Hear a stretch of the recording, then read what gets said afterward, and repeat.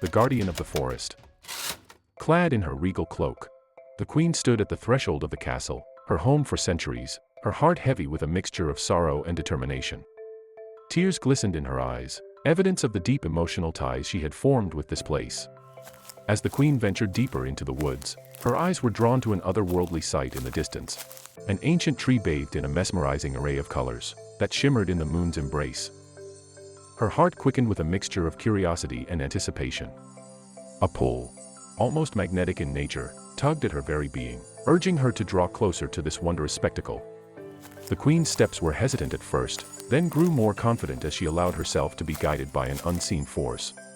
Lost in the mesmerizing display, the queen was startled when a voice, as gentle and ancient as the wind rustling through leaves, broke the stillness around her.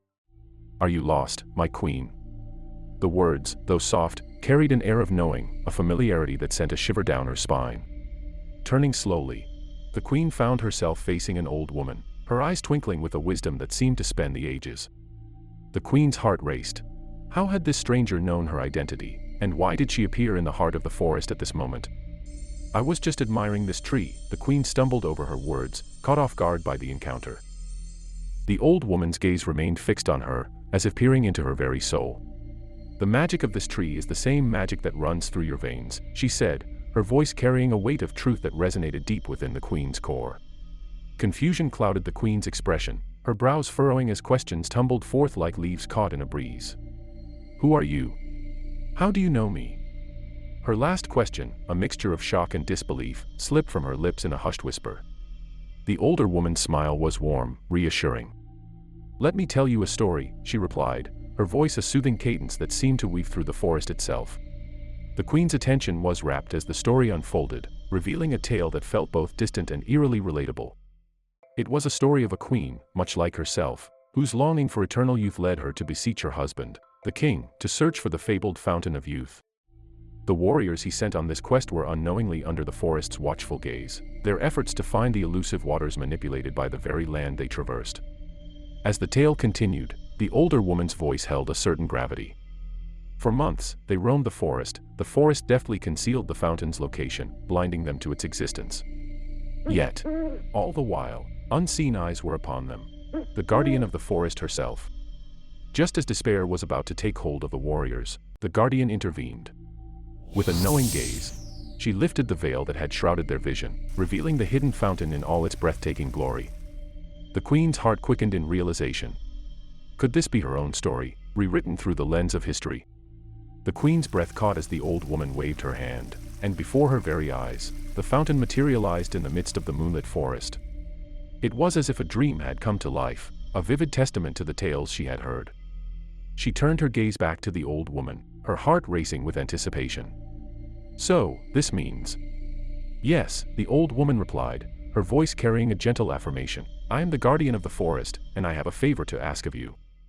But before I can do so, allow me to share my very own story with you." The queen nodded. A long time ago, darkness began to creep over the forest, casting a shadow over the land. Hunters ventured into its depths and never returned, and livestock vanished without a trace.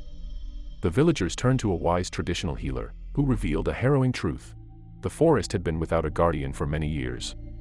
In the absence of a protector, the darkness had grown bolder, its influence spreading like a malevolent force. A young girl, untainted by the world's woes, would be chosen as the guardian. It was a distinction laden with honor and reverence, yet sorrow lingered in its shadow, for the chosen one would be severed from her family, a sacrifice for the greater good. The old woman, once a girl herself, had been amongst those selected. On the day of the ceremony, the forest beckoned a sacred clearing where the ceremony would transpire. The sight of her peers, familiar faces woven with threads of friendship, brought solace to her heart. As the ceremony commenced, an otherworldly hush enveloped the gathering. The very air seemed to vibrate with a palpable energy, the spirit of the forest gliding through them, a spectral presence weaving tendrils of connection with every soul present. An icy shiver traced the girl's spine as the forest's gaze settled upon her, a probing touch that delved into her essence, dissecting her very spirit. It was as if the forest dissected her soul, examining her intentions, her essence laid bare for scrutiny. A symphony of sound swirled around her, the rush of a distant river, the susurrus of leaves engaged in conversation. The earth itself pulsed beneath her feet, a heartbeat that resonated with all life. The girl's gaze shifted to her parents, etched with a tapestry of emotions. Fear, like a shadow, danced in their eyes, and the young girl yearned to ease their concern, to promise that all would be well. A sudden shift, a seismic rupture in reality, transported her from the ceremony to the very place she now stood. In that profound moment, the forest responded to her presence. The malevolent forces that had shrouded its depths recoiled, bowing to the power that radiated from the guardian. With her arrival, the forest was sanctified once more, its enigmatic heart restored to safety. For years, the old woman continued, her voice threading through the air like tendrils of mist. I have been the shield that safeguards the forest from all who would seek to exploit its magic, be it human or spirit. The queen's heart quickened as the old woman's story wound toward its climax. Why do you share this with me? The queen asked, her voice a mixture of awe and confusion. When your warriors crossed my path all those years ago, a spark ignited within me, a glimpse of your unyielding will to live. And so, I granted the gift for eternal youth, foreseeing this moment, this audience that unfolds today. Over the years, I have watched your journey, seen your growth, and now, finally, you stand ready.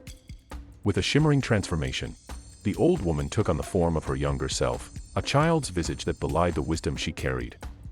For centuries, I have roamed this forest, bearing its gift. But now, I am ready to pass this mantle to another. I tell you this because I have chosen you. Confusion flickered in the queen's eyes. But isn't this gift meant for a young girl? She inquired, her voice betraying her uncertainty. By drinking from the fountain of youth, the waters of the forest course through your veins, rendering you eligible for this gift, the guardian explained. Fear gripped the queen as the guardian delved into the heart of the matter. What's your plan? To wander from city to city, fleeing the prying eyes of those who'd question your everlasting youth? The queen's mind raced, her thoughts a tumultuous whirl. The guardian's words held a mirror to her unformed intentions, revealing the void of planning that lay ahead. I hadn't thought that far, she confessed, her honesty laid bare. The guardian's voice held a note of urgency. I offer you more. A chance to be more than a wanderer, to be a protector, a guardian of the forest, and of time itself. I had no choice in this role, but you do.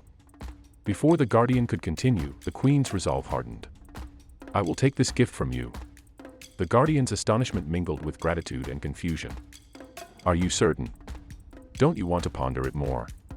I am certain, the queen affirmed. You've given me the gift of eternal youth, and it's only right that I embrace your mantle as guardian. Tears traced the guardian's cheeks, and her transformation into her older form signaled the weight of the moment. Thank you, she murmured, her voice trembling with emotion. With resolute determination, the two women clasped hands, sealing their destinies. A gust of wind spiraled around them, like a whirlwind of transition. The guardian faded, a smile of gratitude etched upon her features. The whirlwind's fury was matched only by the intensity of the transformation, and then, as swiftly as it had begun, it ceased. The new guardian stood in the forest's heart, the essence of the forest intertwined with her very being. A flood of sensations inundated her senses. The footfalls of ants, the murmurs of trees, the rhythm of life itself. She heard the heartbeat of the earth, sensed the gentle exchange of energy between creatures, and embraced a oneness with nature she had never known before. In that moment, amidst the ancient trees and the luminescent glow of the guardian's tree, a new era dawned. The queen had become the guardian, and the forest itself had granted her a gift beyond measure. A gift of duty, of unity, of perpetual life. And then she saw it, resting on the ground before her, a silver flute. In an instant, an understanding coursed through her, and she knew precisely how to wield its melodies. And as the sun painted the sky with hues of gold and amber, the guardian of the forest stood as a living bridge between humankind and the heart of nature, ready to embrace her role with a heart full of purpose. To explore the queen's early days, tune into our tale, The Fountain of Youth. Thank you for watching our story, The Guardian of the Forest, and we hope you enjoyed it. What lessons did you draw from this story? Share your thoughts with us in the comments below. Don't forget to subscribe and be part of the tribe.